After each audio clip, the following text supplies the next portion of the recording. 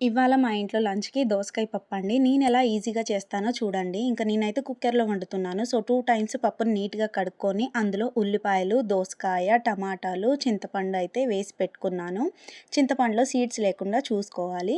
ఇంకా కరివేపాకు కూడా వేశాను. తర్వాత ఉప్పు, కారం, పసుపు ఏసుకోవాలి. మాకు కారంలోనే పసుపుంటది. సో, నేను జస్ట్ కారం అండ్ ఉప్పు యాడ్ చేశాను. మీరు పసుపు కూడా యాడ్ చేసి, ఇంకా 2-3 గ్లాసెస్ వాటర్ ఏసుకోవాలి సరిపడా. ఎక్కువ వాటర్ ఏసుకోవద్దు. ఎందుకంటే కుక్కర్‌లో వాటర్ బయటకొచ్చేస్తాయి. సో, 3 గ్లాసెస్ ఆర్ 2 గ్లాసెస్ సరిపోతాయి. ఇంకా విజిల్ పెట్టేసి ఒక 4 విజిల్స్ వచ్చేంత వరకు ఉడికించుకుంటే అంతే అండి. తర్వాత కావాల్సినన్ని వాటర్ యాడ్ చేసుకొని మళ్ళీ చక్కగా మరిగించుకోవాలి. దాంట్లోకి పోపుకి అయితే జీలకర్ర, ఆవాలు, ఎండుమిర్చి, వెల్లుల్లి నలగొట్టుకొని వేసుకొని అందులో కొంచెం ఇంగువ ఏసాను. ఇంకా ఇక్కడైతే నేనైతే కొత్తిమీర బాగా తరిగేసి కరివేపాకు, కొత్తిమీర కూడా ఆయిల్‌లో వేసేసి బాగా ఫ్రై చేసేసి ఆ పోపయితే పప్పులో వేస్తాను. ఇదైతే ఫ్లేవర్ చాలా బావుంటుంది. ఈ దోసకాయ పప్పులో అయితే ఆయిల్‌లో కొత్తిమీర వేసుకోండి పోపుకి. ఇదే స్పెషల్ టేస్ట్ అనమాట.